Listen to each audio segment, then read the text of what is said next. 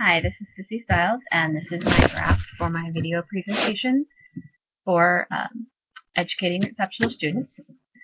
I will be doing my presentation on working with children with severe emotional and behavior issues. This is a topic that is very close to my heart because I have been a foster parent for the last 5 years working with kids with behavior issues, and it is something I am quite passionate about. It's not something that's easy to do, and my hat's off to teachers and paraeducators and security guards and principals that work in alternative schools, because it takes an amazing person to work in those schools, and I heartily applaud them because I don't think they realize what a break they give parents for kids with those severe emotional and behavior issues, and what a support they are. And that's something I want to share through my presentation. My presentation, I plan to kind of detail the life of the current 12-year-old that we have living with us. He is diagnosed with oppositional defiance disorder, and he's also bipolar and has attention deficit hyperactivity disorder. He has suffered some severe traumas in his early childhood, both emotional and physical, and those have resulted in some severe behavior issues. He has been in the system since he was 6, and in those 6 years has had a lot of issues, a lot of problems. He has been arrested and sent to juvenile detention centers several times, has been disrupted on from several different foster homes, and we are the first home he has been successful in. We work with a program called HEART, which is healing and empowering youth who are healing from trauma. It is through Youthville. It is a local program that we as the foster parents all helped develop after working with a program called NTFC, or Multidimensional Therapeutic Foster Care, out of Oregon. The difference with HEART is it focuses on that the behaviors and the emotions can sometimes stem from the traumas that these children have been through, and how we as adults can support them and help them heal from their traumas. C, I will use his initial only because of confidentiality, has made, like I said, has made great strides because of consistency and the point and level system, but he still refuses to deal with the root of the problem, which is what has caused a lot of his behavioral and emotional disorders and his problems. And until he does deal with those, he won't make a lot of further progress. He will always have the diagnoses. Those will always be there. Those aren't going to go away. But if we can help him deal with the emotional and behavior, or excuse me, if we can help him deal with the trauma that has caused some of those emotions and behaviors, we can help him be a more successful adult down the road. My passion for working with kids with behavioral and emotional disorders stems from the fact that I see these kids in high school. We've had high school age kids. Disaster. They were too jaded to work on their problems. Middle school, they're still reachable. I plan to teach early childhood, where I know I'll have success reaching these kids because they're still sponges willing to soak up everything and learn. And when you can catch them young, you have a great deal of success. These kids with these behavior and emotional disorders are like any other kid with an exceptionality. They're different. Doesn't make them less, and we have to figure out how to work with their different. It's not always easy. Excuse me. It's not always fun. In fact, there's times you feel like banging your head against a wall. It takes a lot of consistency and a lot of patience and a lot of support. I intend to show with my presentation some of the struggles that C has gone through and how we have helped him deal with those struggles and make the successes he's made. I want to show what more we can do for him and with him. A lot of it has been being consistent again, is what I will say. Consistency, consistency, consistency is so important when working with kids with behavior and emotional disorders. Our kiddo, like I said, he's got all these diagnoses. He attends 2 different psychosocial groups with kids. He has 2 different attendant cares that he works with. They're teaching him how to, one is specifically there at those psychosocial groups, helping him learn how to interact with kids his own age. The other is taking him out in the community weekly to help him learn how to function in society, because he has a very hard time with that. And I apologize that this presentation itself is not more organized because we've had a terrible 2 weeks. C was told by his program supervisor that he is getting close to graduating the program, the HEART program through Youthville that he is in currently, and that has caused some regression because he is scared of the future. There's a part of him that is afraid he's going to have to leave us because he is graduating. We have told him that's not the case.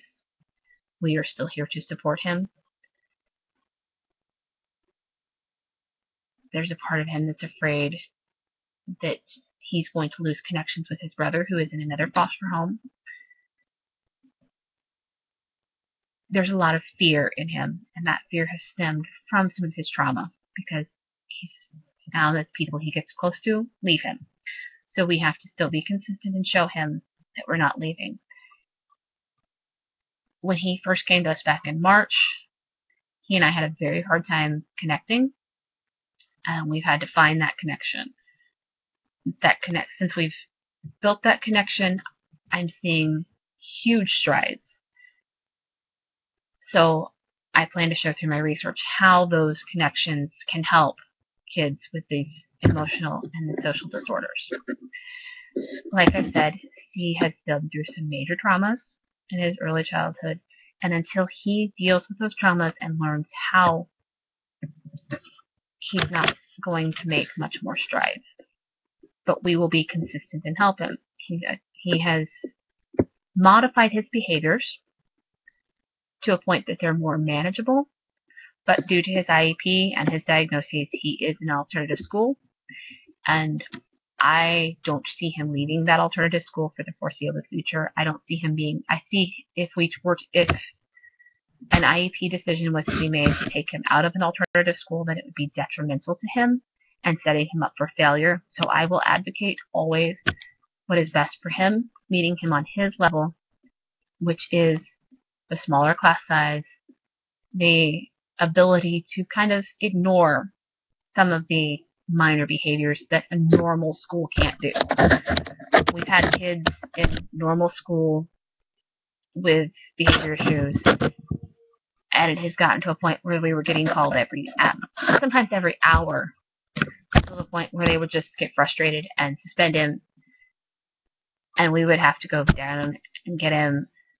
He'd be out of school for several days. They felt it was easier to have him out of school than in school dealing with him. I plan to show in my final presentation how we can avoid some of that, with teachers learning better ways to deal with these kids and how we can all help them. Excuse me. Like I said, it's been a rough couple of weeks since he's been told about his possible graduation coming up. In those 2 weeks, we have had a major temper tantrum at his psychosocial group, to the point that he was almost hospitalized at the state hospital. but for the fact that my husband was able to de-escalate him and help him get back under control and convince the doctor that no, that wasn't a good idea. So I apologize that this is not as organized as I would like it to be because of that fact. Things have just been completely out of hand for the last couple of weeks, and we've been lucky that while his mental health association people weren't as willing to overlook or see or be willing to stand up to him and show him they are in charge, not him, which is something that is a big deal for him. He needs adults that will show him that they're in control. And a lot of kids with behavior and social issues need to see an adult clearly in control. He has wonderful staff at his middle school that is able to overlook the little things and sometimes even the big threats, because he threatened a security guard the other day by saying he's going to cut his heart out. The security guard realized he was not serious and just ignored the situation. He had a detention and moved on. So to that end, I plan to use the following websites. I'm going to use from bridgesforkids.org, helping children with emotional problems succeed. From teachingexpertise.com, they have an article on helping children with emotional and behavioral difficulties. From Solutions for Child Problems, the child with emotional problems. I've gotten some other sites, Nishi.org, about their emotional disturbances for the actual definition. And this site may change. It did have some interesting information. It's a WikiHow on how to work with students with emotional and behavior issues. I may end up finding some other things before my final presentation is due. I also tend to detail my own personal struggle, my husband's personal struggle, and some information on from the program we work with.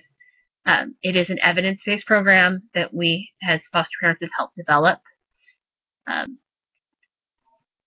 And that my husband has actually been instrumental in creating the point and level system for.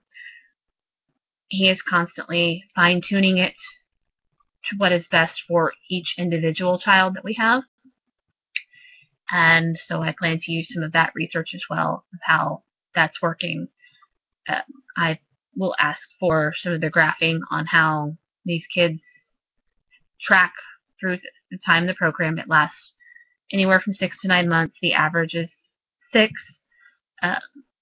Our kiddo is going on 7. It's looking like he'll graduate sometime in December, which would put him about 8, which is completely normal for a middle school age child going through the program.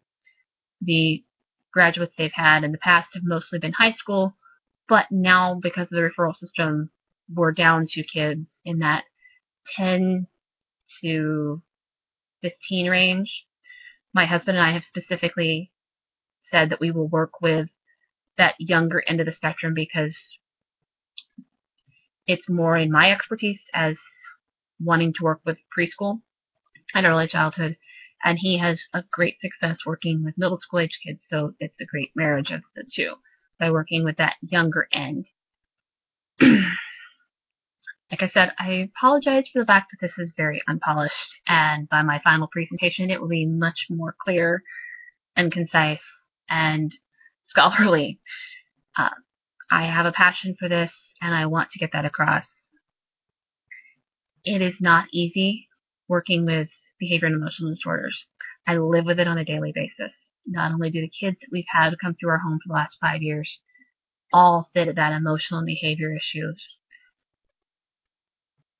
My husband is bipolar. I have family members who have ADD, ADHD, depression, any number of these things weighing on us, and it takes a great deal of patience, a great deal of consistency, and the ability to just cry it out, have someone to talk to, find a good support system. Those are the kind of things I want to get across in my presentation, and I hope I can be much more clear by that point. I'm not making excuses for the fact that it has been a rough couple of weeks, but when you work with Oh, sorry, enough. I'm going to stop it there.